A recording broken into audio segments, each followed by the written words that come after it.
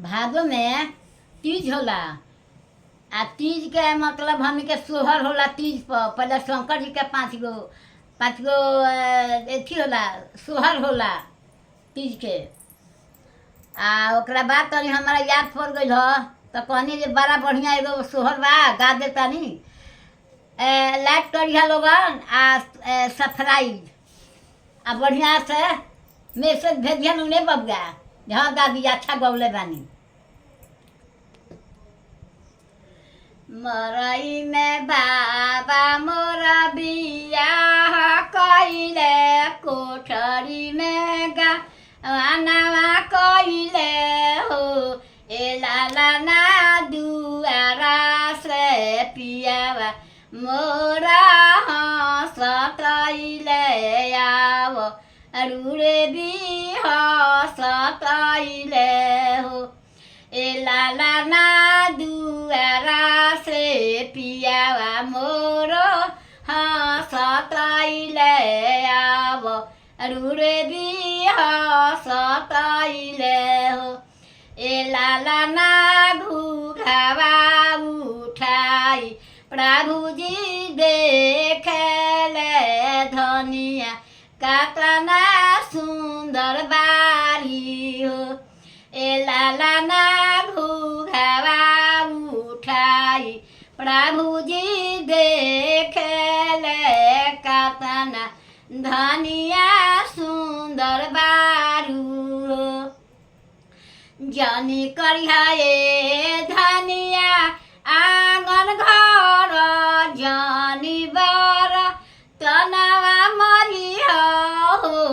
ए धनिया जानी करिह राम करे रसोइया चुनरिया तोहरो चटक रहिए हो।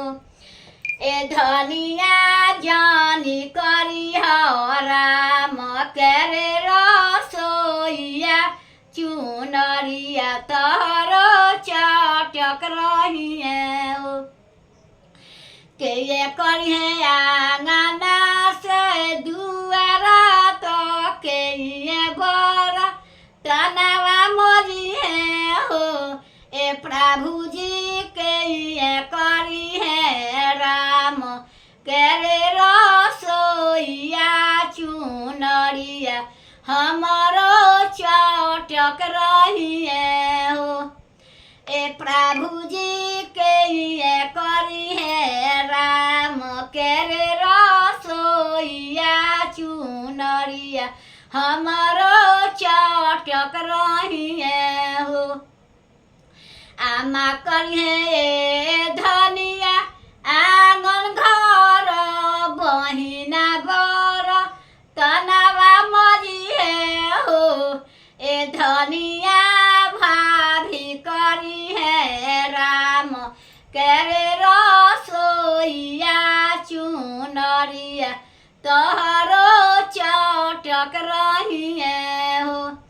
ए धनिया भाभी करिहे राम करे रसोइया चुनरिया तोहरो चटक रहिए हो।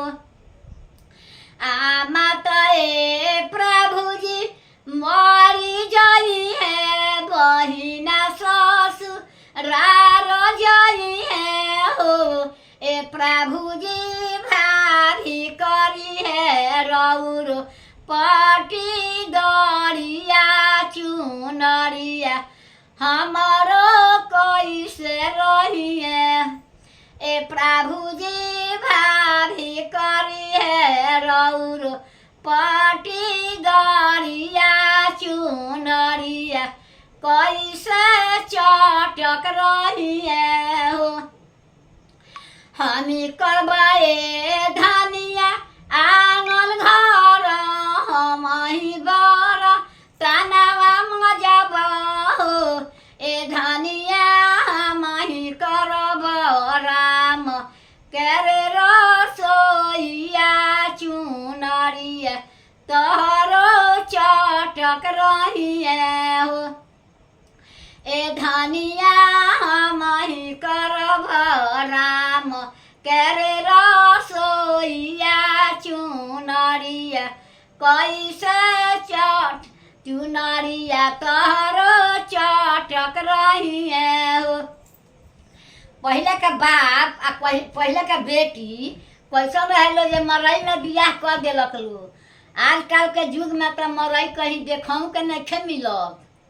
आजकल के बेटी रह जाई मरई में, संझे आग लगा दिया सजे मरइये जड़ जाई। कहिए सजे जल्दी बनावो। का सोचबा लोगन? पहले के युग आज के युग बड़ी बा लम्बा चौड़ा। यही से गीतवा निकलल बा। जे जैसन बा तैसन गाना छाप देले बा छापे वाला। तो गाले गीतवा हम गाओ तनी वोट पकड़ल।